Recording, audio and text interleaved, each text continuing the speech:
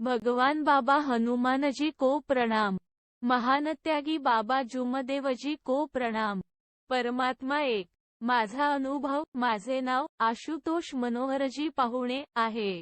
आज मी माझा अनुभव या अनुभव मालिकेत माझा प्रथम अनुभव मार्गात येण्याचे कारण सादर करीत आहे। माझे वडील श्री मनोहरजी पाहुणे हे कलेक्टर ऑफिस भंडारा येथे बडे बाबू हेड क्लार्क या पदावर कार्यरत होते। आमच्या घरी वडील, आई, ताई आणि मी असा आमचा 4 सदस्यांचा छोटासा कुटुंब होता। त्यावेळेस माझे वय 11 ते 12 वर्ष होते। माझ्या वडिलांना दारूचे खूपच व्यसन होते। त्यांच्या या व्यसनामुळे आमची परिस्थिती खूप खालावलेली होती व वडिलांना नोकरी असून सुद्धा पैशांची बचत होत नव्हती। सरकारी नोकरी असून सुद्धा वडिलांची काहीच इज्जत, प्रतिष्ठा राहिली नव्हती। ते दारू प्यायचे आणि कुठेही होऊन राहायचे। असे करता करता आम्ही खूप दिवस काढले।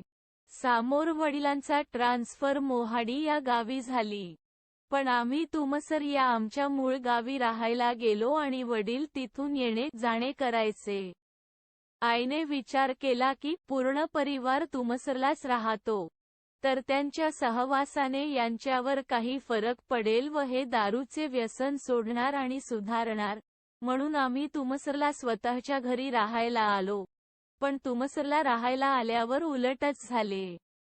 माझ्या मोठ्या वडिलांच्या सोबतीने आणि गल्लीतील काही आणखी दारुड्या लोकांच्या सोबतीने माझ्या वडिलांचे दारूचे व्यसन आणखी जास्तच वाढले। मग कुठे मुलगा, कुठे मुलगी आणि कुठे पत्नी, त्यांना काहीच होश राहत नव्हता। ते सकाळी उठले की अगोदर दारू प्यायला जायचे। यामुळे आम्ही खूपच कंटाळून गेलो आणि त्यानंतर आई, ताई आणि मी घर सोडून मामाजीकडे नागपूरला काही दिवसांकरिता राहायला गेलो। काही दिवस मामाजीकडे राहिल्यानंतर आम्ही परत घरी येण्याचा विचार केला आणि घरी येऊन बघतो तर जिकडे तिकडे दारूच्या बाटल्याच बाटल्या पडल्या होत्या। त्या बाटल्या आईने टोपला भरून फेकल्या। ही सर्व आमच्या घरची परिस्थिती माझ्या मोठ्या आत्याला बघून झाली नाही आणि तिने माझ्या वडिलांना खूप समजावले। ती म्हणाली की, मनोहर तुझे कसे होईल? तुझे लहान लहान मुले आहेत। तुला काही झाले तर यांच्याकडे कोण बघेल? आता तू सुधारून जा, अजून वेळ नाही गेली आहे। मग माझ्या वडिलांनी आत्याला विचारले की मी काय करू? मग ती म्हणाली की तू एक अगरबत्तीची सेवा का नाही घेत? तुझ्या घराच्या मागेच बुधे बाबू, श्री तुळशीरामजी बुधे बाबूजी मार्गदर्शक राहतात, त्यांच्याकडे जा। हे ऐकून माझ्या वडिलांचे मन बदलले आणि ते बाबूजींकडे मार्गदर्शक गेले। तेव्हा गेटवरच मार्गदर्शकांच्या पत्नीने माझ्या वडिलांना थांबवले आणि विचारले की तुम्हाला काय काम आहे? तेव्हा वडील म्हणाले की मला मार्ग घ्यायचा आहे।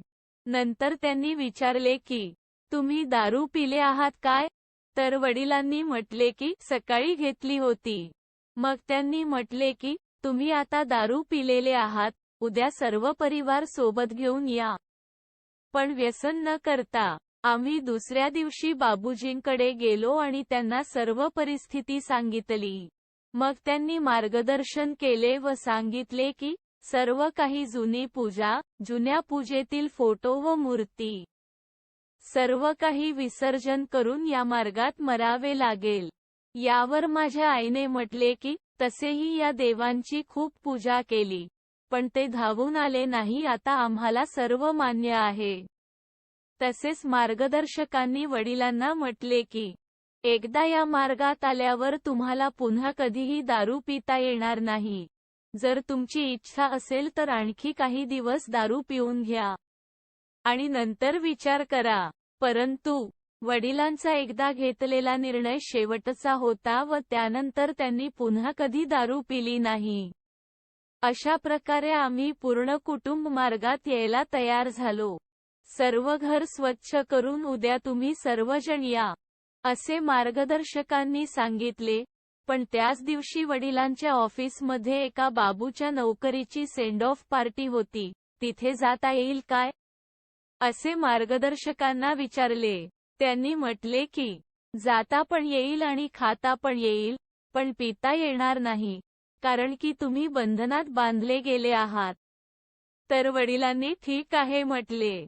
मग ते ऑफिसला गेले आणि पार्टीमध्ये त्यांनी फक्त साधा जेवण केला. दारूची ऑफर येऊन सुद्धा दारू पिली नाही. पण तिथले खूप लोक दारू पिऊन होते आणि एक व्यक्ती यांच्या जवळ दारू पिऊन बसला होता. यांनी कसातरी साधाच जेवण केला आणि बस पकडून घरी यायला लागले.